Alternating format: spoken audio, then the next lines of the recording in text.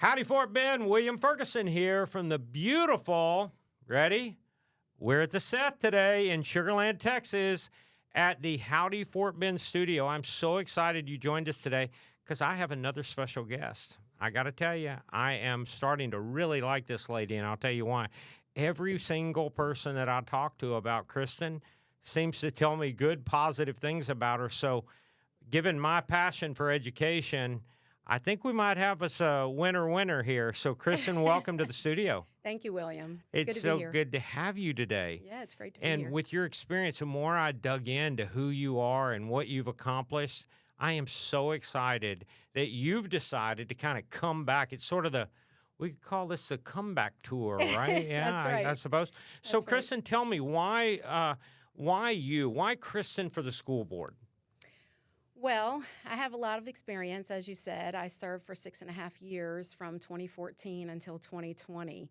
And I spent about 3 years at home from 2020 until about now, with kids still in school and a lot of personal things going on. And, as I've watched things change in Fort Bend ISD and a few things kind of get unraveled in the district, and we're clearly having some issues in the areas of special education and literacy, and with some of our at-risk kids, things that I'm really passionate about. I decided it was time to step back in and see if we can't get up there and get some help, especially at the leadership level. So, wow. With the experience that I have, and especially all the good accomplishments that we had when I did serve, I feel like I'm uniquely positioned to be a big help to the district. Well, see, you brought it up, so I've got to bring it up. So, experience in education. So,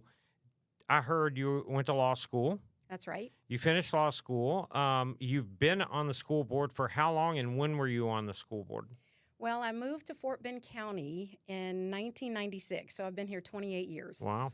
And this is where I have lived, worked, raised my kids. I served I practiced intellectual property litigation for 18 years. Wow. My oldest daughter has Down syndrome, and so my husband and I started a charity that supports children with disabilities and their families, and I ran that charity in this county for many, many years. And I've been a special education advocate, so not just for my own daughter, but for lots and lots of other kids, not just in Fort Bend, but around the entire state. So, wow. Well, thanks for serving that long. That's a long time. Yeah. You've got a lot of focus on our kids. My wife is a school teacher this year for 24 years, and she is special ed certified, and she's told me about some of the demands, some of the needs in that community. And now for those that follow the HISD, one of the big pushes that Miles is trying to now get on track is the need for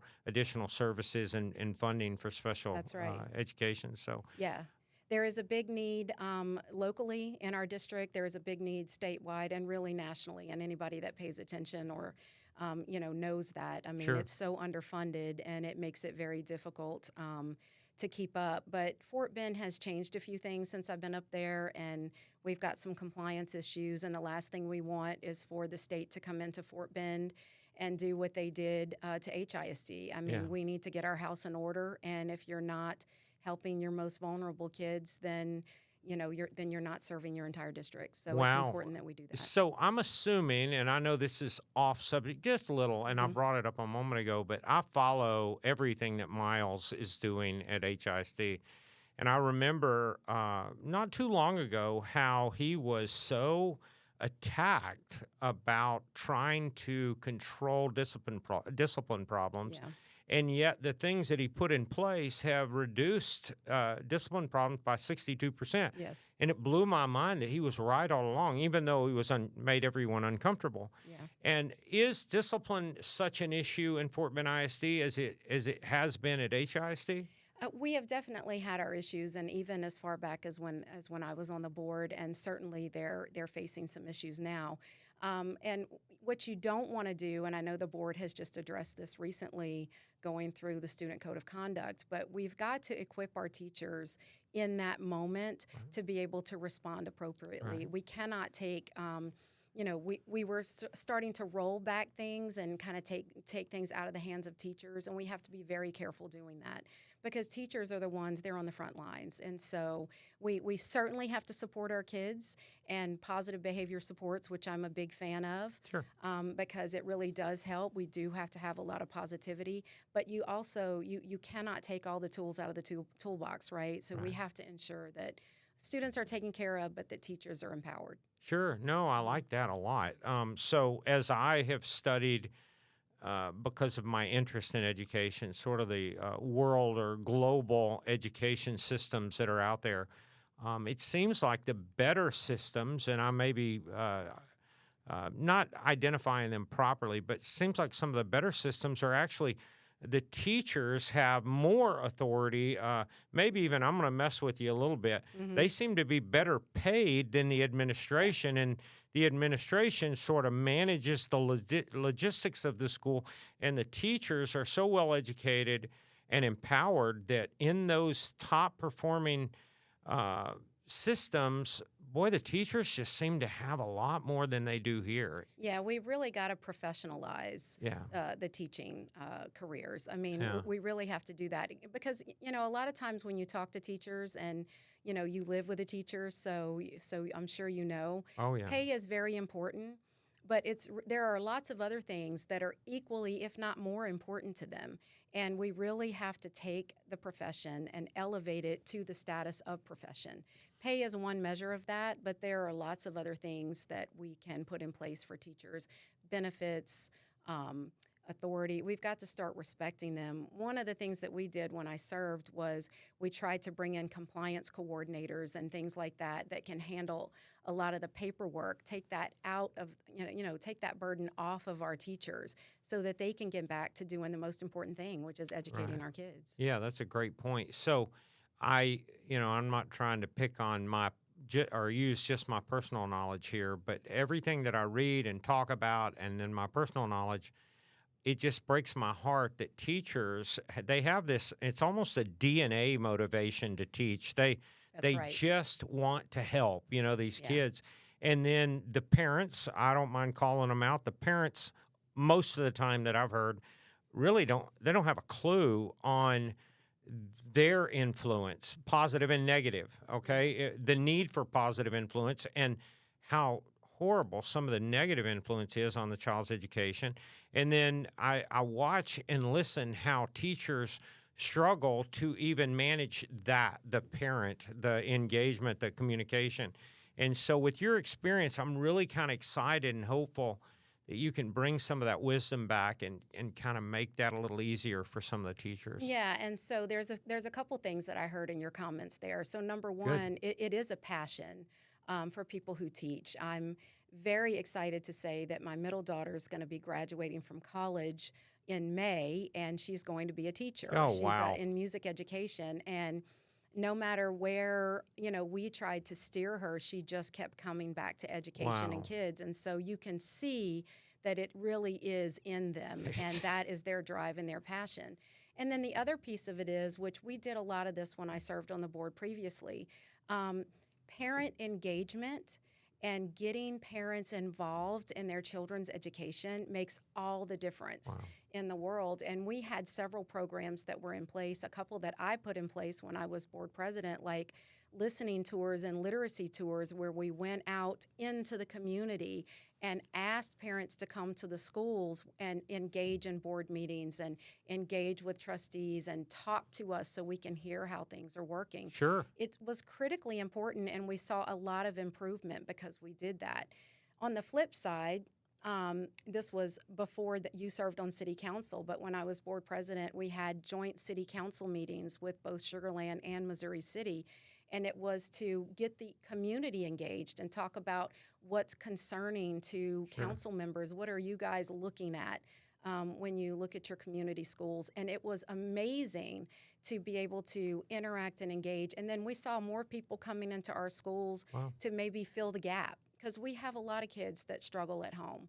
And we can fill that gap, but you just have to know how to do it. Oh, it's such a huge factor. See, your wisdom here, I'm not saying age, your wisdom is the payoff. So This is very exciting. So what you've clearly identified is why you, okay? You've already made that clear. Your experience, your knowledge, why you is easy. So why now? Like, That's a very good yeah, what would question. motivate you now? Yeah. So I told a story as I was getting ready to do my campaign kickoff, and I was digging around in my files to try to pull some things out, some initiatives and things that we had done when I was on the board that were very successful. I mean, we were best board in Texas, we were best large district in Texas. So not just internal accolades, but external. And I found I didn't have a lot of that stuff, and I was, thinking, why? Why didn't I keep all of that? And as I thought through that, I thought, because we thought we checked those boxes. Right. We thought it was Next. done. We can move on. Just Yeah, keep next. building. And what we've seen is that some of those boxes are no longer checked. Yeah. And so as I watched what's happening, I thought, well, wait a minute. We knew we tried these things and they worked. Why aren't we still doing some of Right. them? And so I think that's part of the reason of the Good. why now for me. I think that, I feel like I can bring that benefit to the board and to the leadership in the district. Like, look, we tried these things. They already worked. Right. And I think the second piece of it is you may have heard my middle daughter's graduating from college. My youngest daughter's graduating from high school. So we're in a season of life personally now It's time. that makes it, I have some time to step back up and step back in because it's a lot of work if you ask any Well, board you've member. already served through a very busy season in Yes. your life. Yes, Absolutely. that's true. So you have a new superintendent, or we do, in Fort Yes. Bend ISD, Mark Smith. That's right. And I'm excited. I have met him once or twice in passing, no in-depth conversations, but I'm reading a lot of really good things about him. I'm hearing a lot. I'm really, I would say, close to several of the board members at Fort Bend ISD, and I'm really excited about the future for Fort Bend ISD, the direction they're kind of stepping in right now. So Yes. uh, Yes, and we've been very fortunate in Fort Bend to have some good leaders. I mean, we're the most diverse school district in the country. yeah, absolutely. And we bring and that diversity is not just cultural and Sure. not just race based. We have lots of different backgrounds and languages, and so it can be a very complicated, complex system to run. And we've been very fortunate and very blessed to have some strong leaders. I know Dr. Smith. I do think that he has the right mindset and he has the right attitude. And I'll tell you, culture starts at the top. Mhm. And so we need a strong team of 8. We need a strong board. We need a strong superintendent. And we truly have to work as a team if we want to change culture. Wow. And I think it's important. Yeah, I like that. So I have a million questions, but I'm not going to do that to you. I do want to. It's imperative right now, especially for someone like you that is getting back into the political arena. There are probably things that you need from those that support you. Mm-hmm. And or people that don't know you. They're just kind of inquiring about who you are. Even with your experience, everything seems to revolve and it moves so fast, they may not know you. Yeah. And so I'm going to turn the camera on you, and I want you to tell people, one, what they probably most important to know about you, and then how they can help you, if you don't mind. So that's a really good question. So like I said, I've lived here for 28 years, and all 3 of my daughters have been through Fort Bend ISD schools. For those who don't know me, which I think I've touched a lot of people in Fort Bend in the 28 years I've lived here, but I've got 3 daughters, one who's had special education services, one who's gifted and talented, and one who went through some AP and just some regular courses. So we truly have touched every area of education in Fort Bend. And I've always been very passionate about education. I really do believe that it is the doorway for opportunity, and it is critically important that we get it right. And so as I'm walking around and talking to people and we look at the things that are, that are important to people, I mean, literacy, almost half of our students are not reading at or above grade level. That is just not acceptable, and we've got to do something about it. Special ed, we run the risk of some takeover if we don't get compliant. That's important. And accountability and transparency. I mean, those are the things that really matter, and we've got to get back to those things. So that's who I am. That's what I'm about. When I served, I was awarded the Hero for Children Award. We had lots of accomplishments, and it's really just because I was advocating at the state and national level, and that's what I want to bring back to the board. I'd love to have your support. I'd love to have the support of your listeners and those that follow you, and I'm always open to conversations or questions. I have a Facebook site that's at Kristin.Tassin.campaign, and you can look me up there. My phone number, which I give out, is 281-630-2885. Text me. I'll bring you push cards. I'll bring you signs. And, of course, we could always use financial support because it's not inexpensive to run these races, and you have to buy signs and T-shirts and things like that. So, so that's really what we need, people who are just willing to get out and tell their community to go vote and push cards at the polls for early voting. Well, I think you've already lived it, and you are again living the American dream, and that is everybody that feels like they can make a difference. They need to get out and make a difference, That's and right. you're trying to do that again, and we appreciate you for that. So I'm going to say something to your viewers also. I'm not too proud to say, guys, if Kristin is the candidate for you, and maybe you don't know that yet, and you're just digging in. But if she's the right candidate for you, listen to me. Education is the ultimate, to be candid with you. If you want your children to succeed, they need to read, okay? If you want your children to succeed, they need to be able to socialize at some good, positive level. You have people that are running for these positions that are willing to put their lives on hold, especially for $0 pay. They're willing to do these things for you. You've got to get behind them, and this is where I'm going. You have to help them financially. She's not asked me, none of the candidates ever asked me to say this, but I'm telling you now, go to her site, take a look at it. If somebody, and all you can do is $5 or $5 million, it's your business between her and her campaign. Listen, they need your help. Second thing, you need to tell all your friends. If she's the right candidate for you, you need to tell the community she's the right candidate. You need to make opportunities, maybe invite her over. She can come and sit down maybe in your driveway with your neighbors. I'm telling you now, every candidate we've had on this show, and we've had a lot now, they're all willing to meet you at your place, literally.